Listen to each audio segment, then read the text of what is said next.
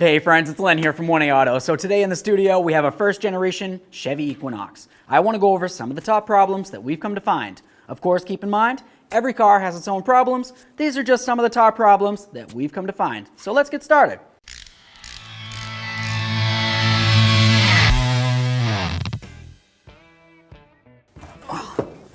Alright, for our first problem, we're going to talk about your AC system blowing warm. Obviously nobody wants that, so let's get into it. So essentially what I'm talking about is, of course, right now it's wintertime, so who's really running their air conditioning? But in the summertime, of course you're probably going to be wanting to run your air conditioning. You go ahead and you put your key in the on position, you got the car running, you dial the thing down to the blue here, that's of course going to be cold, and you press your AC button. Boy, I can't wait until this AC turns on. Go for a little ride. At this point, the AC should be blowing nice and cold, but the air coming out of it feels mildly warm, if not even hot. Obviously, this is going to be an issue. It's something that you're going to want to diagnose. So for that, we're going to have to get under the hood. Okay, so I made my way under the hood, and I just want to let you know that I went ahead and I turned off the vehicle. The reason why I did that is because we want to pay attention to the serpentine belt. That's going to be located on the passenger side of the engine. Go ahead and take a quick peek at that. Make sure there is, of course, a serpentine belt still on there, and then also inspect the condition of the serpentine belt and make sure it's not broken, frayed, or even cracked in any way. If it is, that could potentially be an issue, so of course that's going to need to be dealt with. Aside from that, you can come over here and take a look at these lines that come along here. These are aluminum lines, and you're going to see that they have little caps on them. There's one here, and there's one located right there. Underneath that cap, there's going to be a little Schrader valve, and that's not something that you're typically going to want to mess with, so don't go ahead and touch it. But if you did happen to have an AC machine where you could hook it up, at that point you can go ahead and test to see if there's any Freon pressure inside of your system. If there's no pressure in the system, well, then you probably got a leak somewhere. So now, speaking of leaks, there's going to be a bunch of things that we need to pay attention to that are part of our AC system. Of course, you're going to have those lines that we saw from up top. That's something you want to pay attention to. If you see any green or some kind of weird funky colors around there, it's more than likely a leak. But also, right along the front of the bottom of your grill here, if you were to look inside this groove right there, you're going to see something that looks like it has a whole bunch of fins on it, and you're probably going to think it's your radiator. Well, unfortunately for you, that's not actually your radiator. That's your AC condenser. It's going to be super important that those fins are in good condition and nothing's leaking. Of course, if the fins are in poor condition, it's not going to be able to cool down that refrigerant the way that it's supposed to, so the refrigerant isn't going to be able to cycle from hot and cold the way that it has to, and you're never going to get perfect AC. Now, the next thing we need to do is safely make our way underneath the passenger side front of the car. If you were to look up along this area right here, you're going to see a pump. This is your AC compressor, and it's very important to your AC system. The AC compressor is one of the most common things that's going to go bad on your AC system. Inside here, there's going to be, of course, an impeller, and that's going to have bearings on it, and the bearings, of course, need to be good. Other than that, there's going to be clutches that are going to activate and deactivate, which in turn is going to make it so the pump either activates or doesn't and circulate that Freon. It's going to be very common for the bearings or even the clutches to go bad on the compressor, and that's pretty much what the actual problem is on these particular vehicles. Now, if you happen to find that you're having an issue with the AC compressor, maybe it's seized up or the bearings or clutches are even bad, well, that's going to be something that you're going to have to just go ahead and replace the whole compressor for. But you're not just going to go ahead and replace just the compressor typically. Most people, or most shops, are going to especially want to replace other things, such as maybe the receiver dryer, in case there's any type of contaminants in there, or even your orifice tube. And then, of course, you'd fill up the system with the proper amount of Freon and oil. Now for our second problem, we're going to talk about a broken clutch wave plate inside the transmission. So as for symptoms for this, what you're probably going to find is more than likely a warning indicator light that pops up on your dash. If you were to go ahead and pull the code, it's going to tell you that you're having an issue with something inside your transmission, and that's one of those clutch wave plates. Something else that you might happen to notice is you go ahead and you put your car from inside park into reverse. You go ahead and rev it up a little bit, you're expecting to go back, you're looking in the mirrors, but the stuff in the mirrors isn't moving at all.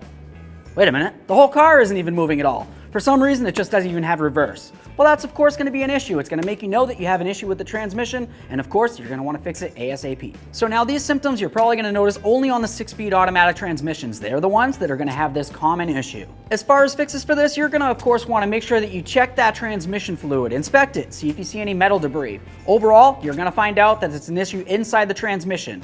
To go ahead and fix that, you're going to have to get this thing up onto a hoist, pull out the engine and transmission, separate the two, and then tear apart your automatic transmission. Is it something I want to do in the driveway with all my parts on my kitchen table? Probably not, and I might get in a little bit of trouble. This might be something that you might want to leave to the professionals. Okay friends, for problem number 3, we're going to talk about lower control arm bushings. For this particular application, what you're going to find for a symptom might be a clunking over bumps or even when you come to an abrupt stop. Maybe this weirds you out a little bit. Maybe it makes you a little nervous, and it probably should. You go ahead and you get to a safe place, you jack up the front end, and you give it a nice check. 12 and 6, 3 and 9, everything feels nice and tight. I don't know what's going on. You grab onto that sway bar link, that feels amazing too. I don't really get it. Well, if you were to take a closer look, you're gonna find that you have a lower control arm that goes like this with a lower ball joint, but then at the far end, you're gonna find that you have some bushings. These are rubber bushings and they're very important. Essentially what you're gonna find on these bushings though is that over time, they're gonna crack. And in extreme cases, it might even look like this where it's actually even separating. I'm just gonna take this pry bar, get right in between here, and as you can tell, there's a lot of movement. And I'm definitely not putting as much force as the weight of this vehicle on this control arm. So we took a look and we found that we have a bad bushing here. This is gonna be something that's super common on these control arms. When you find one that's like that, more than likely if you go over to the other side, you're probably gonna see the same. Typically, when you find something like this, you're gonna go ahead and replace both these control arms at the same time. It really only makes sense to me. And then of course, once you've done that, go ahead and get yourself safely down to your local alignment shop. Now for my next couple problems, we're gonna be standing right here, so you better get used to it. For our fourth problem, we're gonna come right here to the gas cap. Now what you're gonna notice on this gas cap is that of course it's gonna have a seal, and this seal is gonna be very important for the gas cap. If of course the seal is worn, torn, stiff in any way, it's not gonna make a good seal up along this area right here. And if that's the case, you're more than likely gonna find that you get a check engine light. So now, yeah, you could just replace the seal on that, but typically you're gonna replace the whole gas cap at the same time. Go ahead and clear that check engine light code, and then more than likely, you're gonna be all set. Now for our next problem, we're gonna be right here like I said. So of course, maybe you go to the gas station, you go ahead and you take off your gas cap, you set it aside, and you start adding fuel. You put it on automatic, and you're hanging out here waiting, clunk. What? This can't be full already. So you go ahead and hit it again. Doom, doom, doom, clunk. What is going on? There's no way that my gas tank is full already. It was almost empty. I've only been standing here for 30 seconds. How does it keep turning off? Well, there's gonna be an issue, and it has to do with your EVAP vent solenoid. Now, the reason why that pump keeps stopping on you is because, like I said, the EVAP vent solenoid. If for some reason the solenoid isn't functioning the way that it's supposed to, it's not gonna be able to open up. So you're pumping in fuel, but of course at the same time as something's going in, there needs to be something coming out, and that's gonna be of course the vapor and air. If the vapor and air can't come out, it's gonna be trying to rush up the same stream as the fuel's going in. As this happens, it's gonna continually build up pressure, and then that fuel pump is gonna notice that there's a little bit of fuel and it's gonna think that it's full. Okay, so a fix for this now. You're gonna have to go ahead and get underneath the vehicle. Once you're under there, you're gonna be looking for your EVAP system. It's gonna be like a nice black canister and all that. You're gonna see that there's a couple little different solenoids on there. If you just do a quick Google search, you're gonna be able to figure out which one is your vent solenoid. At that point, go ahead and disconnect it. Inspect the wiring, make sure it's not corroded or damaged in any way.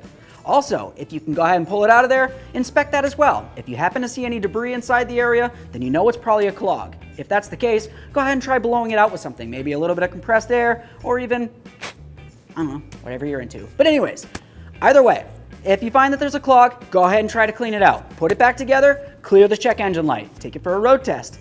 If it's fixed, great job. If it's not, you're probably gonna have to go ahead and replace that vent valve. Okay friends, so that's what I've got for you for some of the top problems that we've come to find on a first generation Chevy Equinox. Like I said before, every car has its own problems. These are just some of the common problems that we've come to find. Maybe you have a car of your own with a story of your own. If you do, leave it in the comments section because I always love to hear from you. Of course, if you like the video, smash on the like button for me. It would mean the world. While you're at it, go ahead and subscribe and ring the bell. That way there you can be kept up with all of our latest content. Thanks.